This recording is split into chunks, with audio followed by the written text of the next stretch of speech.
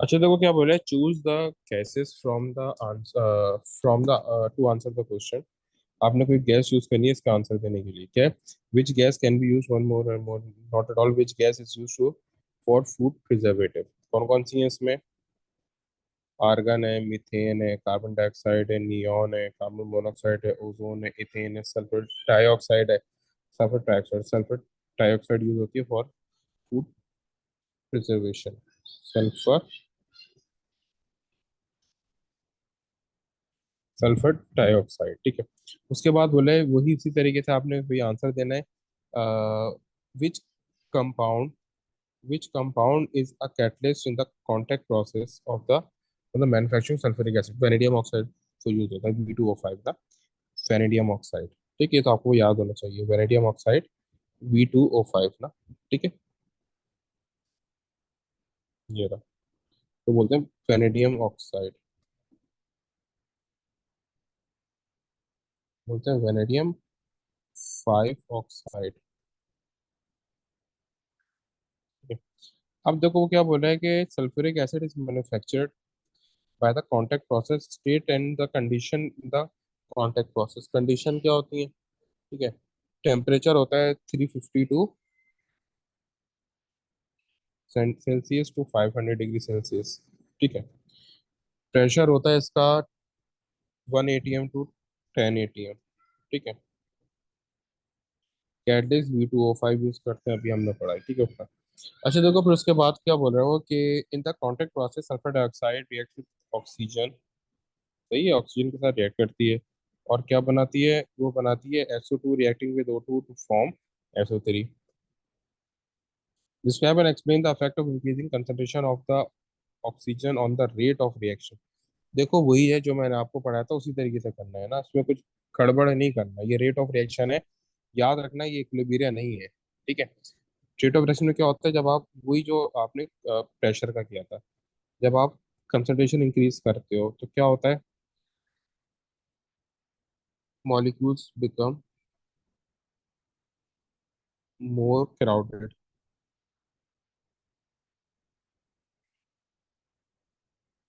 तो आपका क्या होता है? कोलिजन बढ़ता है। कोलिजन से आपका अफेक्टिव कोलिजन बढ़ता है, तो आपका रेट ऑफ कोलिजन भी क्या होगा? इंक्रीज हो जाएगा। ठीक है, रेट ऑफ कोलिजन भी इंक्रीज हो जाएगा, रेट ऑफ रिएक्शन। ठीक है, अब इसमें पता है आपने क्या करना है? रेट ऑफ रिएक्शन सबसे वो पहले लिखना है। मैं एंड का, अगर एंड में भी लिख दो तो फर्क नहीं पड़ता। देखो क्या करो, जब आप कंसंट्रेशन इंक्रीज कर रहे हो ना, जब आप वो कंसंट्रेशन इंक्रीज कर रहे हो तो क्या हो रहा है? मॉलिक्यूल्स जो है वो करीब करीब आ रहे हैं, मोर क्राउडेड हो रहे हैं। तो क्या हो रहा है? मोर क्राउडेड होंगे तो कोलिजन बढ़ेगा, कोलिजन होगा तो अफेक्टिव कोलिजन बढ़ने के चांसेस होंगे ना। अफेक्टिव कोलिजन यानी कि रिएक्शन। जब कोलिजन ज्यादा होगा तो अफेक्टिव कोलिजन और रेट ऑफ रिएक्शन तो यही होता है। अगर अफेक्टिव कोलिजन तो ज्यादा होगा तो रेट ऑफ रिएक्शन भी मेरा इंक्रीज होगा। ठीक है, ये मैंने आपको शॉर्ट करके तो बताया है। आपको अगर इसमें लिखो तो आपको कोलिजन नहीं लिखो, सिर्फ अफेक्टिव कोलिजन लिखो, ताकि आपका जो आपको 4 लाइन दी है इसमें आया। लेकिन क्योंकि मैंने तो जाहिर सी बात है अभी जो है वो बड़ा बड़ा करके लिखा है, आप लिखोगे तो आपको ये बहुत आसानी से आ जाएगा। आपको एक प्रॉपर सेंस क्रिएट करना है। ठीक है, अब यही आप 4 मार्क के लिए भी तो लिख सकते हो, क्योंकि देखो रीजन ये होता है कि ओ लेवल में बच्चे को ये नहीं होता पता कि क्या चीज़ क्या सेंस क्रिएट कर। आप मैं यहाँ पे तो जाहिर सी बात है वो टीचर ने एक्सप्लेन कर दिया, लेकिन ये एग्जाम में जाहिर सी बात है पोटेंशन होती है दिमाग में उसके, तो अक्सर वो गड़बड़ पीप कर जाता है। जो इंपॉर्टेंट पॉइंट होते हैं वो बीच से वो कट कर देता है, अगर एक है तो 2 मार्क का होता है। तो इसी वजह से मैं स्टूडेंट को इस तरीके से को लिखवाता हूँ कि एक पूरी चेन को बन जाए। मुश्किल से 1-2 मिनट ज्यादा को लगेंगे। ठीक है, जैसे ही ये कंसंट्रेशन का है, आपने फौरन ये को लिख दिया। ठीक है, इसमें 1 से 2 मिनट को लगेंगे बस आपके, बहुत ज्यादा। ठीक है, लेकिन आपके मार्क्स पूरे मिल जाएंगे। फिर क्या बोल रहे हैं? catalyst used in the contact process increasing the rate of reaction. Describe the one other advantage of using catalyst in the industrial process. एक और है, ये एडवांटेज क्या है? अच्छा वो इससे अलग पूछा, यहाँ पे तो क्या कर रहा है, उसका रेट ऑफ रिएक्शन जो स्पीड अप कर रहा है। एक सीधी सी बात है, आपका वो कॉस्ट रिड्यूस करता है। ठीक, क्योंकि आपको फिर हीट नहीं को देनी पड़ती। Reduces the cost of providing more energy. ठीक है, ज्यादा एनर्जी ना देनी पड़े इसलिए आपकी कॉस्ट तो कम हो जाती है। ठीक है। अच्छा देखो, वो बोल रहे हैं यहाँ पे, ये वाला क्वेश्चन आखिरी कर लेते हैं। A flow diagram for the manufacturing of sulphuric acid is given.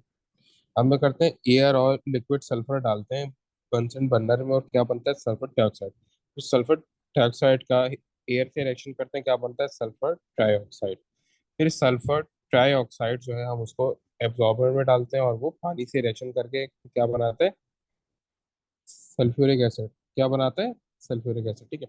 अब देखो यहाँ पे क्या बोल रहे हैं, इन द सल्फर वो burner, in the sulphur burner spray of the molten sulfur is burned in a furnace. Construct an equation to show that this reaction in this, including a state symbol.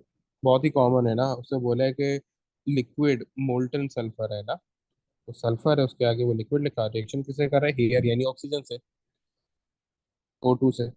State symbol लागू लेकर क्या बना रहा है? SO2 gas. सही है। अच्छा, हम यहाँ पे हाफ O2 कब लिखते हैं? अगर हमें खाली हैसो चाहिए होता, एक ऑक्सीजन चाहिए होता। लेकिन यहाँ पे क्योंकि हमें दो ऑक्सीजन चाहिए तो हमने यहाँ पे हाफ नहीं लिखा, पूरा होटो लिखा है। ठीक है। फिर वो बोले in the converter the following reaction occur, यानी SO2 SO3 में चेंज हो रहा है। The yield of SO3 is 95% and at 450 degree C and atmospheric pressure. Name the catalyst of this reaction. U2O5, vanadium oxide, vanadium 5 oxide. ठीक है। फिर उसके बाद बोल रहा है explain why increasing the pressure shift the equilibrium further to the right. अब जाहिर सी बात है, ये क्या है? Because it's an endothermic. नहीं नहीं, प्रेशर का एक्सो। उसने बोला है। अरे प्रेशर बोला है, टेम्परेचर की अच्छा, तो बात ही प्रेशर नहीं करी। प्रेशर। इंक्रीज करेंगे तो वो लेदर मोड की तरफ जाएगा, because right hand side has leather gas molecules. ठीक है। फिर उसके बाद बोल रहा है explain why the reaction carried out at atmospheric pressure even though an increase in pressure shift the equilibrium to the right. यानी कि हम वो एक एटमॉस्फेरिक यानी बहुत कम ये प्रेशर पे क्यों कर रहे हैं, 1 ATM से सिर्फ 10 ATM पे क्यों कर रहे हैं, जबकि जो हायर ये प्रेशर है वो आपका रिएक्शन आगे की तरफ लेके पहुंचा रहा है। ठीक है। क्योंकि आपका इक्विलिब्रियम ऑलरेडी वो काफी है ना, उसने बोल दिया कि यील्ड तो ऑलरेडी बहुत ज्यादा है। उसने बोल दिया ना कि यील्ड ऑलरेडी कितनी है? 95%। तो हमें कुछ करने की तो जरूरत ही नहीं है। As at atmospheric pressure yield is very high. Yield already बहुत ज्यादा है एट एटमॉस्फेरिक प्रेशर। फिर वो बोला explain why the reaction carried out at 450 degree C not at a higher और लोअर टेम्परेचर। इस स्पेसिफिक टेम्परेचर पे क्यों वो हुआ है? ठीक है। देखो 2 मार्क का है, तो सॉरी 3 मार्क का है, तो कुछ पॉइंट्स आपने वही लिखने के। एज द रिएक्शन उसने कहा कि इसी पे क्यों हो रहा है। ठीक है। इस स्पेसिफिक पे क्यों हुआ है, इससे वो ज्यादा पे क्यों हुआ है, इससे वो कम पे क्यों हुआ है? देखो सबसे पहले क्या है, हमें बताने क्या है क्या? एज रिएक्शन एक्सोथर्मिक या एंडोथर्मिक है, यहाँ से पता चलेगा हमें। माइनस एंथैल्पी दिया -197। क्या दिए? -197, तो मेरा रिएक्शन क्या है? एक्सोथर्मिक है। As reaction is exo going forward. क्या है वो? गोइंग फॉरवर्ड एक्सो है ना। ठीक है। As the reaction is exo going forward. ठीक है। सो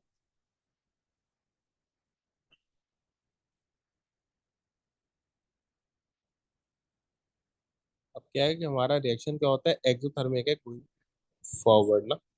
तो क्या है कि टेम्परेचर को अगर मैं टेम्परेचर को ज़्यादा करता हूँ, अगर मैं टेम्परेचर को ज़्यादा कर दूंगा ना, तो वो हीट का साइन तो यहाँ पे आ रहा है, जैसे हीट का साइन यहाँ पे आ रहा है ना।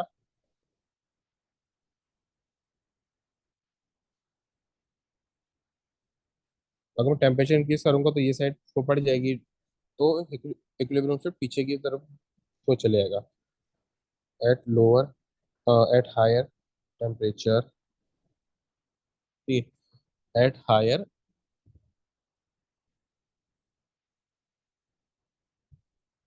Temperature equilibrium shift move towards